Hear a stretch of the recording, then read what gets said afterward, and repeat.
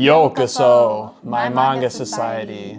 So thank you to everyone who's been commenting throughout these different manga talks and series. We read all of them and we appreciate every one of you. So starting next video, we're actually gonna shout out some of the top rated comments. So be sure to comment down your thoughts and all that good stuff. So, volume 4 of Gachiakuta. I feel like we learned so much information in this volume. I really like this volume because you learn more stuff about the world. Yeah.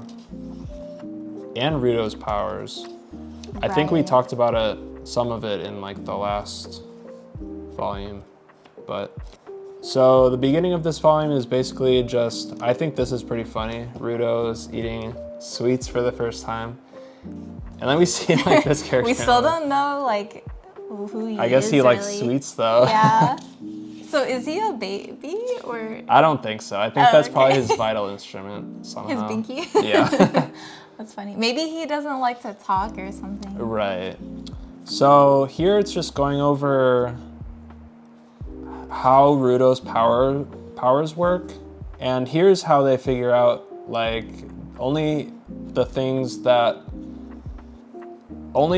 that kind of have regrets and still need fulfillment are items that he can turn into vital instruments.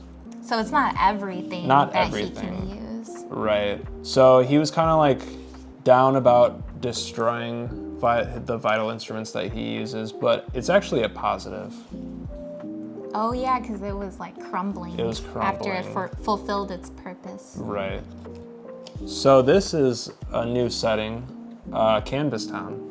Canvas Town. This is exciting. It was so cool. It's cool. So there's a person in Canvas Town that they need to go to because this person can draw on your skin and give you these magic charms, like defense charms and things like that. So they were going to go there before heading out to No Man's Land. And this person can even draw on walls. So we learned Canvas Town is protected by a barrier that was contributed by this giver's graffiti. So this is so cool. It's like a whole town of artists and it's covered in graffiti. And this is another thing I love about Gachiakuta in general. So this series actually has, if you look under here, it says graffiti design by Hideyoshi Ando. So he has like a special artist to do the graffiti in these panels. I think that's really cool. We learn, unfortunately, the person that was drawing the magic spells, he had died. So the interesting thing about this specific vital instrument is it gets passed down through generations. So this person had died, but they had a successor. Her name is Remlin, and so now she's gonna be doing the job that the other person was doing. When we first met this character, I thought she was crying because she didn't want to do the job. Oh, I thought she was like being forced into it. No, apparently they were just really close. Yeah. So then, yeah, that was just interesting because we didn't know that vital instruments can actually be passed down through generations. And they'll look different according to each artist that holds it, but they'll do the same sort of job, I guess. It like reacts to their personality and their soul, I guess, as well. Because not anyone would be able to use this vital instrument, right? Right. So then they were also talking about how Ruto's gloves might have been like passed down too somewhere. I think it was later, but maybe I don't know, maybe his dad was a giver or something. Yeah, I really think so. They're really like foreshadowing these gloves. So this segues into my favorite panel. If you saw the end of our volume 2 discussion video, we were talking about vital instruments that would be really cool if we were in the Gachiakuta world. And one of the things we talked about was like a paintbrush ability. So I thought it was so cool to actually see this. Yeah. So in this scene, her vital instrument, and she can even like change the design of it. Depending on what she's thinking about, So we see a paintbrush and she draws a whole bunch of fireworks. That's crazy. This was so cool. So yeah, I really like that. I just hope we see even more different locations and cities, and how those people are living in these different areas. Yeah. So we meet this new character, the mask maker. August. So August is actually Aisha's brother. So it's pretty funny because they're like complete opposites. This is cool because he makes the masks and all their clothes too. Yeah, their uniforms. It's really cool. They made Rudo's mask and they're heading out to no man's land. And they come across these giant like scorpions. So they're just fighting. It's like a desert area. Yeah, but they Desert actually land. learn that it's not like sand, it's actually dissolved trash. Oh, right. So this was my favorite panel. I don't know, it was just sick. I like masks. I like the Me masks too. in like Tokyo Ghoul, and now these are cool. Dorohedoro. Yeah, I love masks too. And this actually, it's not just that it looks cool too, because they actually need it to breathe out there. Yeah. So it's like a cool tie-in. Right. So we see some of the other masks, really cool designs.